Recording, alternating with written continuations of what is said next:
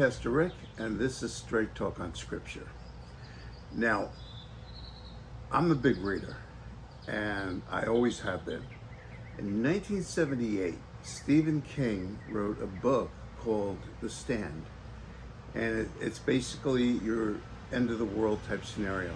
There's a pandemic, big pandemic, and a lot of people in the world die off, and then the whole world is split into two camps, good versus evil. And I'm not going to ruin the end of the book for you just in case you haven't read it. But we find ourselves in a time which remarkably resembles The Stand. And I'm going to read some scriptures about the end times and how we can make sure that we're representing Jesus correctly during these times, because it's so important that we do, that people see Jesus in us.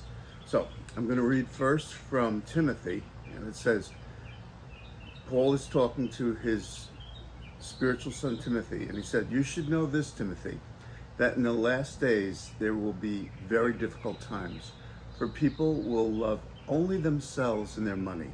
They will be boastful and proud, scoffing at God, disobedient to their parents, ungrateful. They would consider nothing sacred. They will be unloving and unforgiving. They will slander others and have no self-control. They'll be cruel and hate what is good. They will betray their friends, be reckless, puffed up with pride, and love pleasure rather than God." I don't think I have to go into any great description on that. Okay.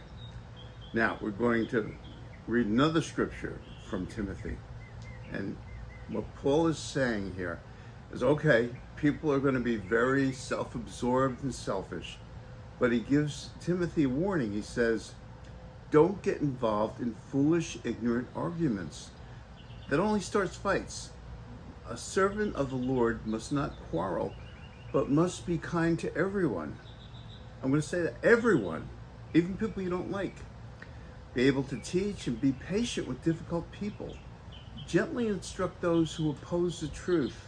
Perhaps God will change those people's hearts and they will learn the truth. So there's a big thing we can do, which is don't be quarrelsome when we run into people like that. Avoid foolish fights and just let your good works and let your gentle demeanor speak for itself. Now I'm going to read in Matthew 27:13. And this is where Jesus has already been whipped and punished, and he's before Pilate now, and he's on trial for his life, and a bunch of accusations are brought, things that he's done, and he's totally silent. And what Pilate says to him is, "Don't you hear all these charges that they're bringing against you?" Pilate demanded. But Jesus made no response to any of the charges, much to Pilate's surprise. Okay, I'm going to read one more scripture in 1 Peter 2:12. And Peter is talking about how we can show Jesus to the world that has basically become very selfish and evil. He says, "Be careful to live properly among your unbelieving neighbors. Then, even if they accuse you of doing wrong, they will see your honorable behavior, and they will give honor to God when he judges the world." So, let me wrap it up. The end times says people are going to be very selfish, they're going to be very cruel, they're going to love money, and they're going to love themselves. But our response is not to get into arguments, it's not to be abrasive, it's not to do any of that.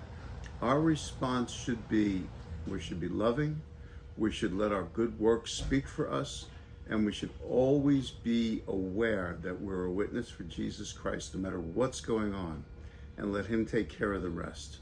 Well, just something to think about. I'm Pastor Rick, and this is Straight Talk on Scripture. Remember, with Jesus, there's always hope, there's always love. God bless you.